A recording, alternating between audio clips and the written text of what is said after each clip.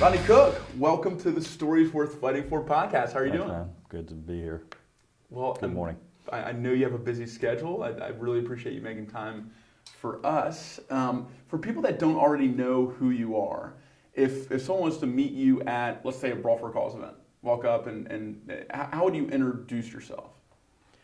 Typically, I just say my name. Do I address you or the camera? Me, just Okay. we're having a conversation. I tend not to. I've lived abroad a lot, so I tend not to say what I do. And then somebody might ask me, and I'll tell them. And I run the National Monuments Foundation, which is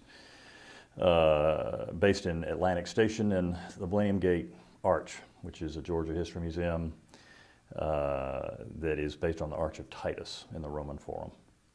So for people that have gone to Atlantic Station, seen that amazing arch right before you get to that stretch of land, the body of water, as you're going towards like Target or IKEA, that arch is the headquarters for National Monument Foundation. That's correct. Okay. And we've got a series of period rooms inside, 18th, 19th, 20th centuries. It's a very comprehensive Georgia History Museum that's unique to the state. And we also give a Peace and Justice Prize that the Candler family endowed 10 years ago that we do jointly between Atlanta and Copenhagen. And we did that because the Candler suggested that we spread our horizons a little bit more, and the Nobel Peace and other prizes are given in Oslo and Stockholm. Copenhagen is left out. And so we went to Copenhagen because Emily and I used to live there, and I know it well, and we thought we would get reflected glory off of the Nobel Peace Prize. Nice, and so it's great to have a joint prize between a European city and Atlanta. It seems like a lot more of that kind of activity is bubbling up in Atlanta, and in part due to your efforts through the National Monument Foundation. So, for people that aren't familiar with the National Monument Foundation, what kind of work do you do in Atlanta and abroad? We're based here. Most of our work is abroad, Northeast, West Coast. We do civic realm,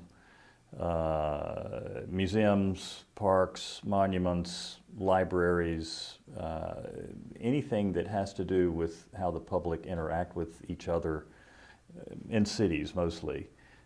We do a good bit of restoration in Scandinavia and Russia.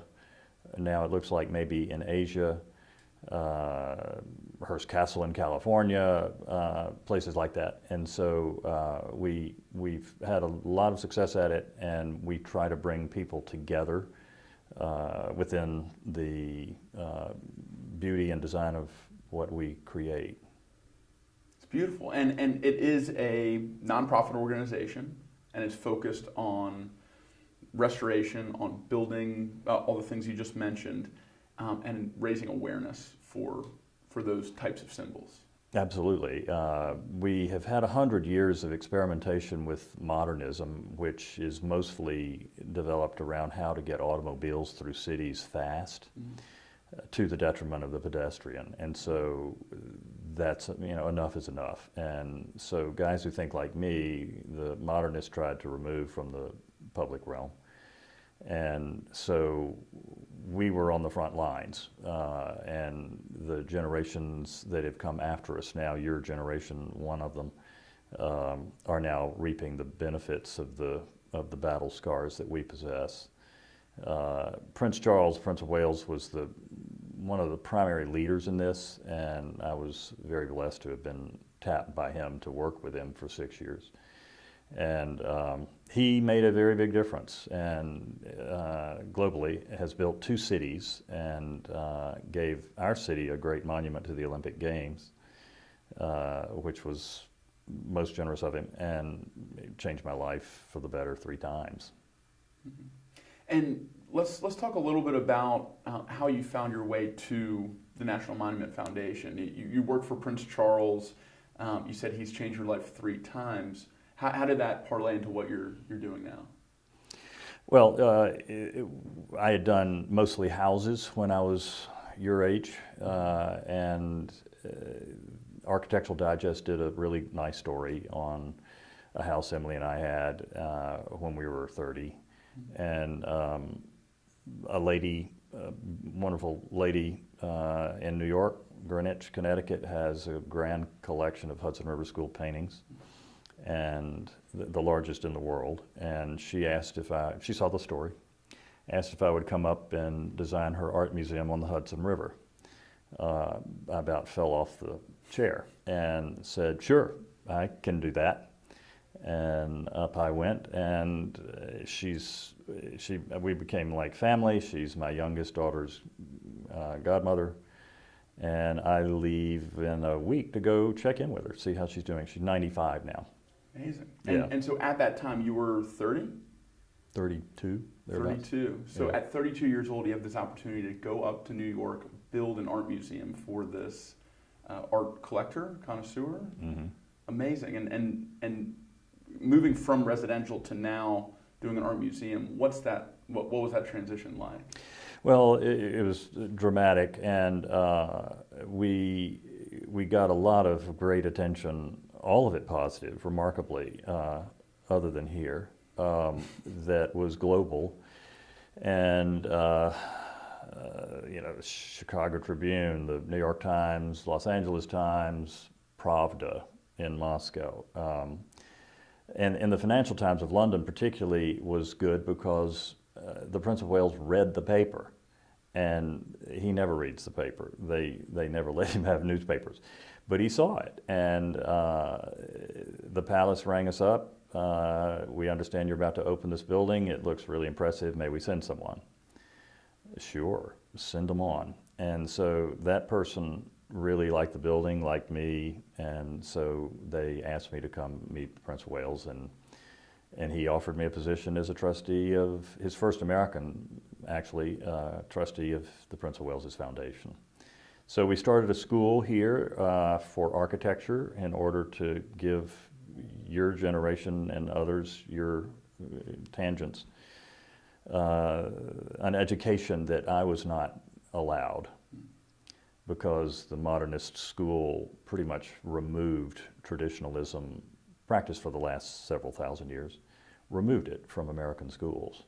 There weren't any. And in deference to President Jefferson, which is an obvious, design reason, we accredited Prince Charles School at the University of Virginia. And so the hope was that there would be a modern school and a traditional school at the same university, and giving people a choice in that beautiful environment in Charlottesville, what would happen next. And the answer would have been quite clear. The traditional school would have blown the other one away. Sadly, the Princess of Wales and her death and the controversy and all of that going on at the time ended up where they wanted to package the Prince of Wales a little bit better, almost like soap or cornflakes. And so the things like that were controversial were closed. And particularly after Princess Diana's death, it was a mess. So it was sadly a lot of work that didn't come to full fruition, but he's back now, he's happy, he's married someone he really loves, and everyone seems happy with each other, and grandbabies and all that sort of thing. So it's coming back now. He's doing this he just turned 70, so better late than never. Yeah, absolutely. And I know you were there to celebrate with him for his birthday. Yeah, it was cool. And you've been working together a long time. So after this more traditionalism school, what was the next project with Prince of Wales, and how did that get you back to Atlanta? Well, we were in Scandinavia and in Denmark doing restoration there, and the Soviet Union was collapsing, so I left Denmark for St. Petersburg, acquired a major property there that was a Rastrelli design, one of a World Heritage Site that was it was a former palace that had been turned into a military school, and when the Communist Party collapsed, the school did too. And so we stabilized the building, got a roof on it, and might have ended up raising our children in Russia. Emily stayed in Denmark, so I commuted. It was essentially the same commute as Atlanta to New York. So it was pretty easy, but it was pretty lonely in New Russia. It was cops, cowboys and Indians, cops and robbers. I don't know how to explain it. You would do deals in hotel lobbies because there was no business infrastructure. And so you'd just be in the middle of a grand hotel lobby and you're surrounded by guys with machine guns. Wow. Yeah. And what an experience, especially in that time period, coming out of Cold War and into this, like you said, new Russia.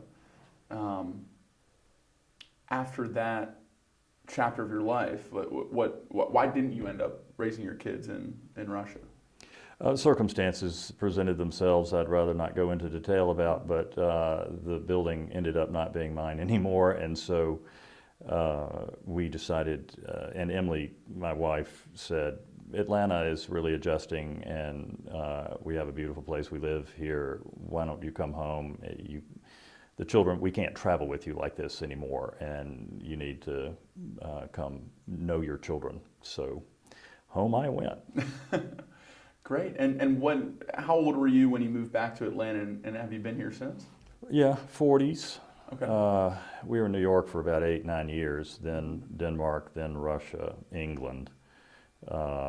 So yeah, around then. And is that when the National Monument Foundation began? Is when you moved back to Atlanta? Yeah, and also around the time of the collapse of Prince of Wales's foundation, and we all, the world's premier classicists at the time gathered at the Newington Cropsey Museum I mentioned I designed earlier.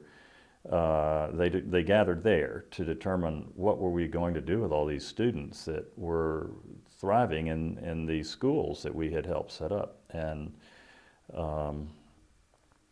it was a very successful meeting. It was chaired by Leon Creer. We decided a course of action as to what would happen next, and that we would meet one more time in Charleston. The mayor of Charleston gave us City Hall and their council chambers to meet. Andres Duany, one of the founders of New Urbanism, chaired that meeting. He's one of the greatest architects and urban planners of our day. And we sorted through everything and essentially shut down. Any sort of quasi-bureaucracy that sets itself up tends to want to continue. But we were very careful not to do that and came up with solutions and achieved them and then shut it down. But the idea of the Millennium Gate came about as a result of the second meeting. Something to inspire the young folks that they could actually build something, which was the reason we built the Prince of Wales's Olympics monument in the first place. Competition was held. Several thousand students he had trained around the globe participated in it, and they built it. And actually a Russian architect who's now thriving in this country, trained by the Prince of Wales, won. And Anton Glikin, a really extraordinary man and one of the world's greatest architects. Amazing. So, so that's the birth of National Monuments Foundation and the Millennium Gate. Right. Let's fast forward a little bit. Do you remember how we met for the first time? I do. Okay. I also remember seeing you at a wedding later on. We met at, what is your memory of how we first met? So someone signed up for Brawl for a Cause and listed that he wanted to fight for a statue, to build a statue.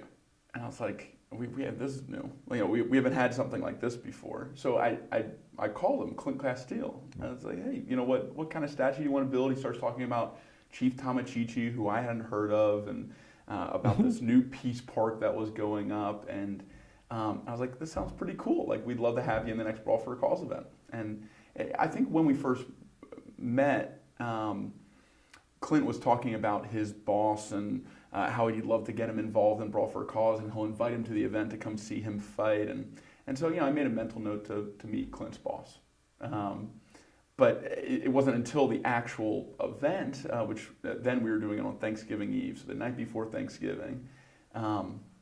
that we actually were able to meet. And you were there not just to see Clint fight, but also another mutual friend of ours, another Brawl for a Cause board member, Sam Koenigsberg, who was the main event that night. Both of them ended up winning. That's right. It was a great night. Yeah. It was a really great night. And the idea of it is superb and very much follows along my ideal of service.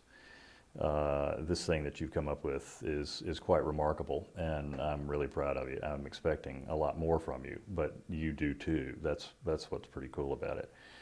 $1 billion you want to raise? No, we're just getting started. Yeah, you'll do it. It's going to be a fun ride. And yeah, Clint came back to me and said that he was going to fight for our foundation, and if he won, then we'd get a lot of that purse. And I thought, oh, I want to know about this organization. And it was great fun. Clint was really into it, nervous about it. You trained him. He delivered.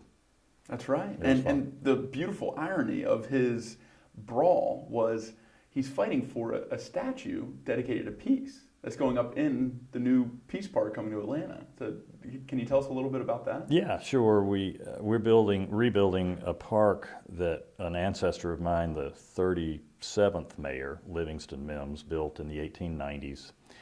It was about a 5-acre park then with a peace narrative. My dad, on his deathbed, compelled me to put it back. School had been built on it and got bigger and overtook it, and the neighborhood languished. Now, Kasim Reed, our previous mayor, gave us essentially 20 acres, so a good bit more property adjacent to where the school currently is operating. And so we're rebuilding it and scaling it appropriately for the larger property, which makes the peace column large enough to take an elevator to the top. And essentially a 15-story building. And Chief Tomochichi is on the top. And his accolades in Britain, he is heralded as the co-founder of Georgia. Did you not take 8th grade Georgia history? I actually moved from Charlotte to Atlanta. Okay. So I did not get my dose of Georgia history when I was young. Good excuse. But hanging out with you, I've gotten more than my fair share of Georgia history. Well, and you know, we also, in MF, we run a Georgia History Museum, so we know a little bit about it, and yet I enjoy history, and Tomochichi was the coolest guy that I studied when I was a kid, and he became a great pal of General James Oglethorpe, our other co-founder. He could have massacred those guys from Yamacraw Bluff. It's a giant perch over the river where they were completely at his will, but he didn't. He befriended them and established native British colonial relations that have lasted 300 years here, and very unique. And the whole concept of Georgia as part of the English Enlightenment is extraordinary. And King George II, for whom we're named, with the help of the Walpoles and numbers of others, but of course Oglethorpe, spent more pounds sterling on the concept of Georgia than all of the other colonies combined. And we were a religious refuge.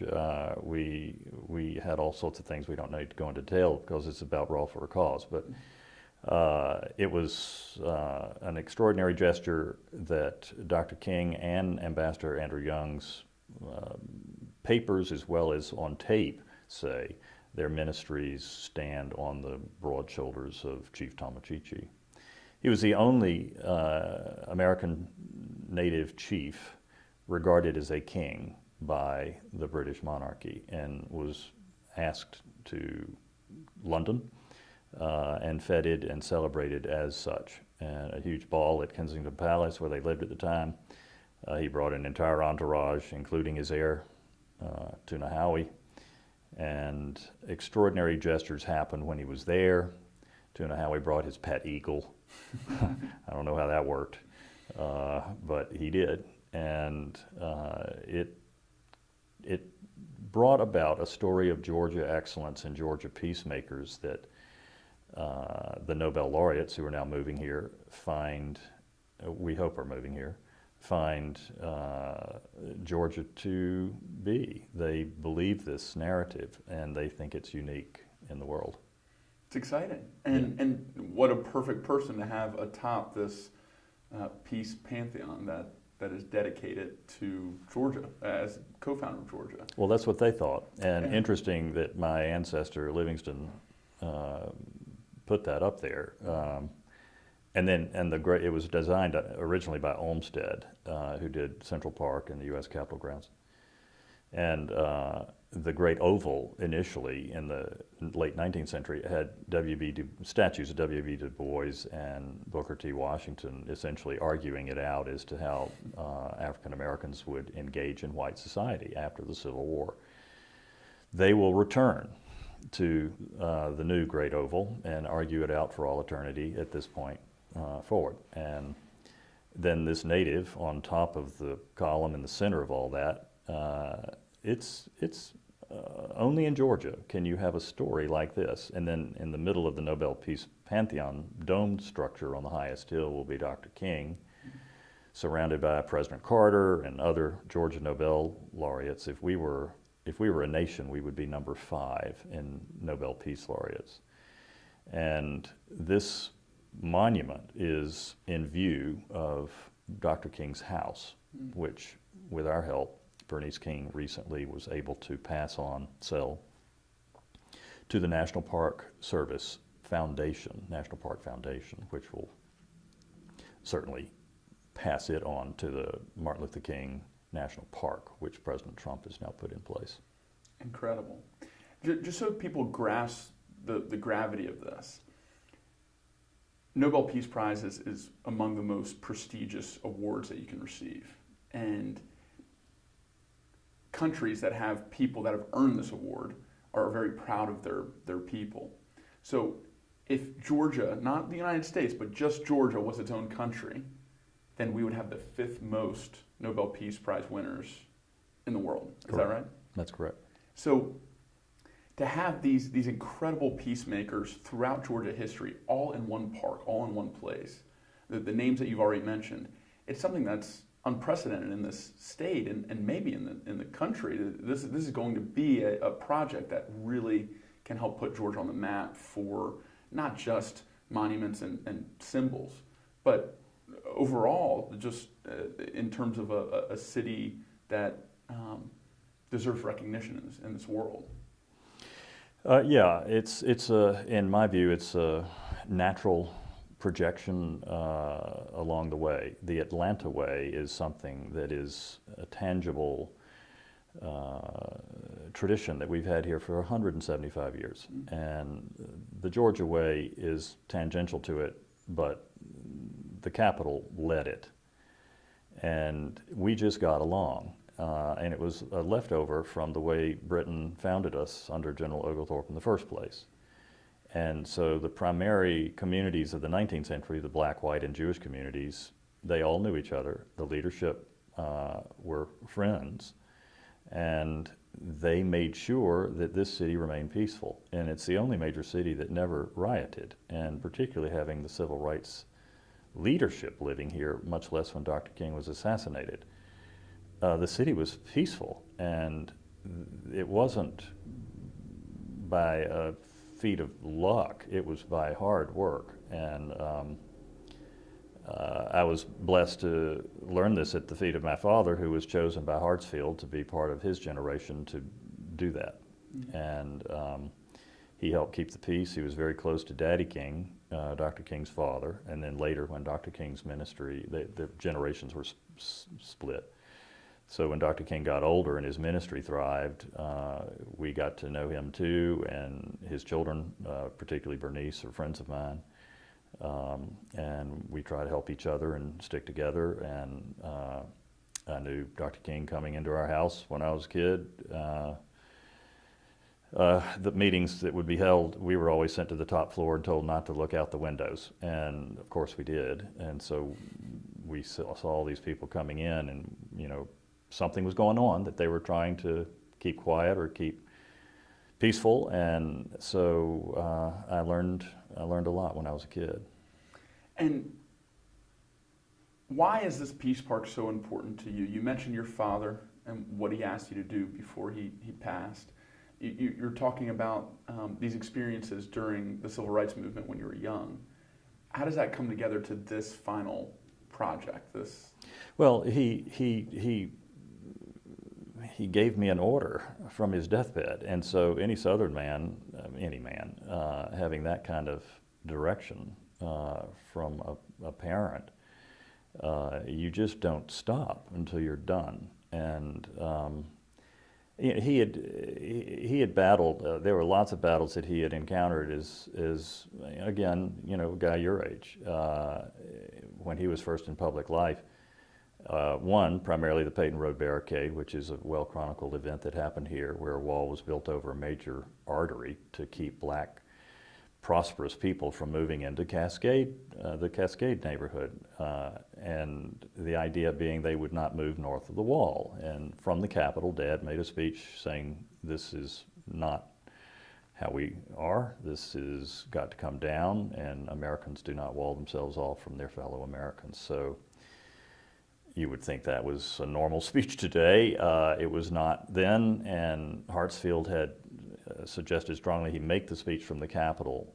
He held dual offices in City Hall and the State House, but it resonated more from the Capitol. Well, it sure did, and my folks were off playing golf after the furor had sort of died down, but it hadn't died down enough for the Klan to show up at our house on Valley Road in Buckhead and burn a cross on our yard. That was a really interesting way at 6 to grow up really quickly, and that I was rendered pretty much speechless for a year. My mother, when I got a little bit older, got me talking again because the Fox Theater was in danger, and she was responsible for really getting that movement started. And she knew I loved that building, and she said, "We're going to have the Fox Theater blown up on Saturday night, and you have to do something. No one knows it." And I said, "Mom, I can't even drive." And she said, "Well, your sister can, and you figure it out." She was just trying to make me talk again. So Dad telling me from his deathbed with all that kind of childhood, it was important to him, and this was a community that mattered to him. And in rebuilding the park, we find now that the Nobel laureates seem to want to come here, Dr. King is their most famous laureate, and not just a peace laureate, all of them. They get 1 million hits a day, and over half are on Dr. King alone and growing. So they say that the United States has never built anything to the level of his august stature globally, even the monument in Washington, until our plan. And one of the people that they introduced to us is Dae-Young Shin from Seoul, Korea. And he is an extraordinary peacemaker, feeding millions of meals to children in North Korea in the last 15 years because he's terrified of a nuclear button that they may now just possess, and malnourished children with a nuclear button, not something he thinks the world can face. And so through his networks in northern Tumangong Delta, he has been getting foodstuffs in for children that the black market is not interested in. So it's getting through. And he has been a very key figure in the interest of the Nobel, and he has also opened a peace institute for conflict resolution here that will be in the park. And he's a great visionary, and just recently held an extraordinary peace conference in Rome, Italy, in deference to the Nobel laureates, because that's where they're currently based. And it was about 50 people, one of the most excellent global guest lists of participants and scholars and diplomats, politicians, military, that I have ever seen. And the ideas that came out of it were quite extraordinary. Wow. And so there's a lot of momentum building up into this project and so much history, both personal and Georgia history, going into this thing. So I have to ask, to be on the cusp of seeing this project into fruition, what does that mean to you? Like, how many times have you been knocked down during this project and gotten back up? How many times have you persevered when adversity has arisen? And to be about to the point where you're walking into the arena or walking into your park, what does that feel like? Well, countless times knocked down, but the vision of it, Dad had something in mind that he knew would come about because he knew me so well, and he knew I wouldn't stop. And he died before I'd tested the waters over there and got knocked down my ass so badly. And, a white bread guy from Buckhead, from Lovett School, dressed like I am now, going over there into that neighborhood, and I didn't change clothes, and I told them I wasn't cool and I wasn't going to pretend to be cool. Well, they let me have it. But then some of the stories that I've already told you came out, and the older folks remembered Dad. And those younger guys, they had never had a Klan cross burning on their yard, and they didn't know what to do with me, having had that happen to him. So a trust began, and we went over and just listened to him for a year. It's a 19th century design, a 21st century community. What did they want? And they told us. And we're putting it there. And one of the things that is most notable to them, we're called the National Monuments Foundation. Well, the Fourth Ward Park that we're essentially sitting in right now, it's a brilliant gesture, and it's been incredibly good for this side of the city. But there was a black community that lived here at one time, and you can't tell they were ever here.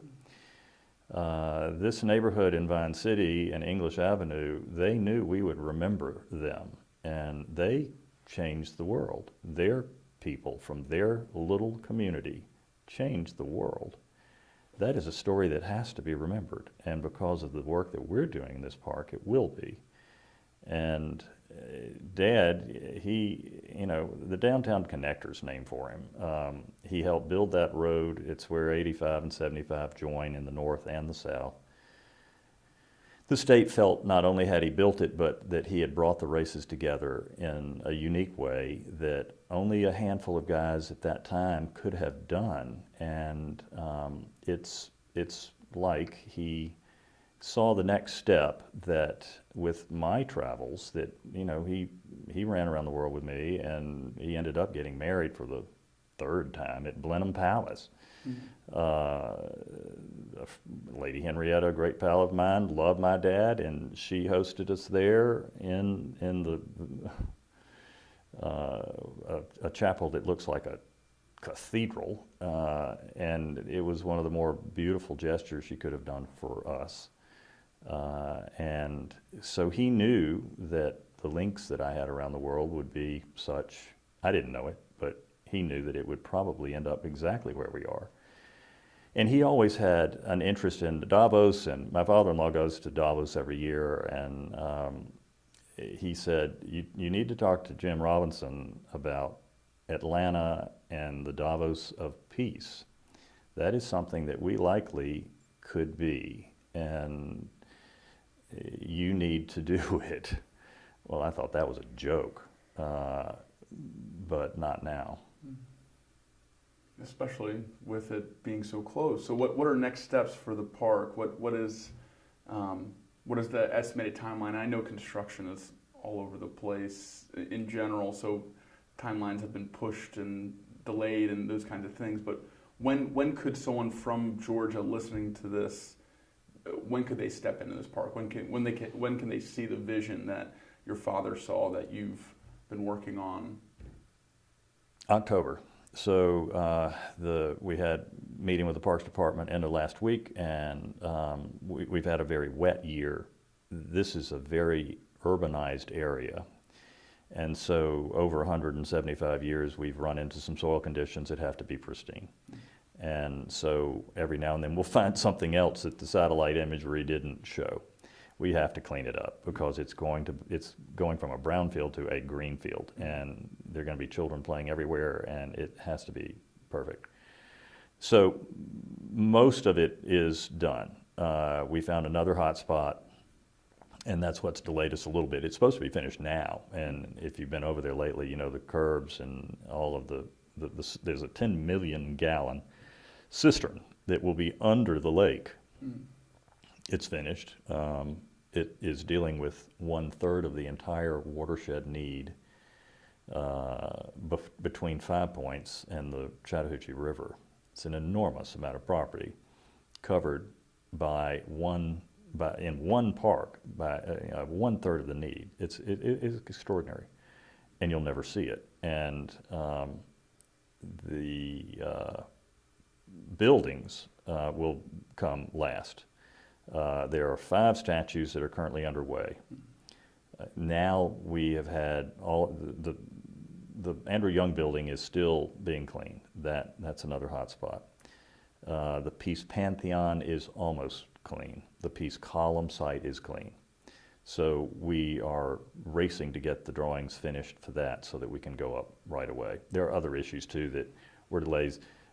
6 of the lots, no one knew who owned them, and a couple they did, but they wanted $1 million for a $20,000 lot. Condemnation proceedings have now been finished as of last week. Wow. So everything is now clear, and it's a green light for all of it. Full speed ahead. Yeah. One of the things I love about your story, Rodney, and why I appreciate you so much being on the board for Brawl for a Cause and helping direct our efforts is I can't think of anyone that fights for what they believe in more. You're driven by your heart and your cause. You're not just your father's deathbed wish to make this park come to fruition, but starting all the way back from 6 years old and experiencing what happens when there isn't peace and when people don't get along and they don't take the Atlanta way or the Georgia way to heart. And so I'm so excited to see this thing that you've been working so hard on finally come to fruition, October, or whenever it is. We're hoping the first of the month. It might even be the end of September, but it'll be right around that time. Well, it can't come soon enough, and I'm so happy for you. I know how hard you've been working on it, and it's a lot of work that is thankless and that people will never see. You and the others working on it are doing an amazing thing for the city and state and country and world. So from me, from Brawl Nation, thank you for fighting for what you believe in, for setting a great example for all of us. And with that spirit of gratitude, we end every talk here with a little bit of gratitude. So first, thank you. 1, for fighting for what you believe in. 2, for, I know you're jetting off to the airport, working hard again. But thank you for making time this morning to come talk to us. And I also like to thank Friendly Human for hosting us. Beautiful audio studio. They do all the videography. Yeah, it's a very work cool for the Brawl. place here. Isn't it cool? Very cool place here. Yeah, and thank you, Chris, for setting up all the technical stuff that I don't understand and making all this magic happen. Thank you to Sweetfish Media for being able to upload this and send it out to Brawl Nation and all the listeners that will get to enjoy your story and hear more about Brawl for a Cause and the Peace Park. And thanks to the Brawl team, the people that are volunteers that help put on our events, train our people, and empower everyday people to fight for what they believe in. Before we sign off, is there anyone that you'd like to thank or anything else you'd like to say before? Oh, sure. Yeah. I mean, it's no one. You asked me a question earlier as to how I would feel going into that park, and I didn't answer you, and I really won't answer that. It's for others to feel the pride because it's such a huge team that put it together.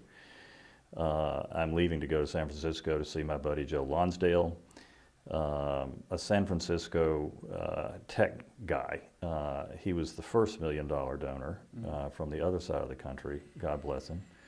He's like a brother. The Kings, Bernice and her cousin Alvita. Alvita's given us the King Library. It joins, God bless him, C.T. Vivian, an American hero whose great library will also be part of the Peace Column. My buddies Jim Hannon and Egbert Perry, who are leading the way for the Nobel folks to come here, couldn't happen without them. And they're extraordinary leaders already. I mean, they are the coolest guys that I think could have possibly taken this on to get it done.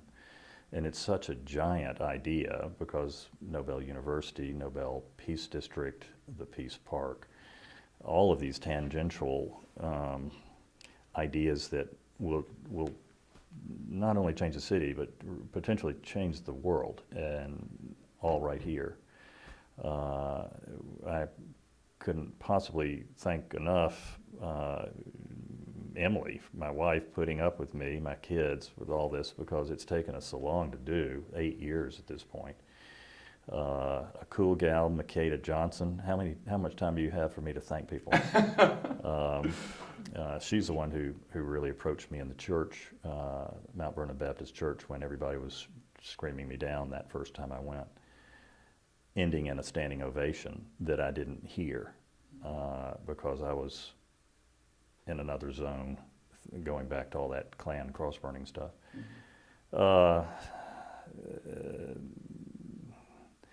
Dan Cathy, the Chick-fil-A folks, they stepped in really early. A buddy of mine, Roy Jones, who's over there, went to college with him. Asa Candler for driving me to go to Denmark and get associated, by osmosis with the Nobel folks, never expecting to hear from them. Well, we did within 30 days. It's extraordinary how someone, a friend, a family member, anybody can make a suggestion and you take it to a position that you would never imagine you could go just because they said, go do that. Prince of Wales is one of those people, and he did that to me 3 times, and it changed my life. Barbara Newington, I mean, come on, Mac. I've got too many to thank. It would go on and on and on. I thank you. You've given me hope for your generation and for our country. I hope more guys will be impressed by your example. You work your ass off, and it's always a pleasure being in your company. And anytime that you have structured or put something together, the people that surround you are like-minded. And you are impressing numbers of guys that weren't. And you're giving them a new hope and a new direction of their own that is unique and something. I can't do that. I can inspire people for other things, but I can't do what you can do. And my hat's off to you. And anything I can do to help you, I'm there. Thank you, Rodney. You've already done so much, and like we said at the beginning of this little session, we're just getting started. So onward to $1 billion. All right. But first, let's play in that park and invite some Georgians to come celebrate with us when it's done. Thank you for being here. Absolutely. Thanks for having me.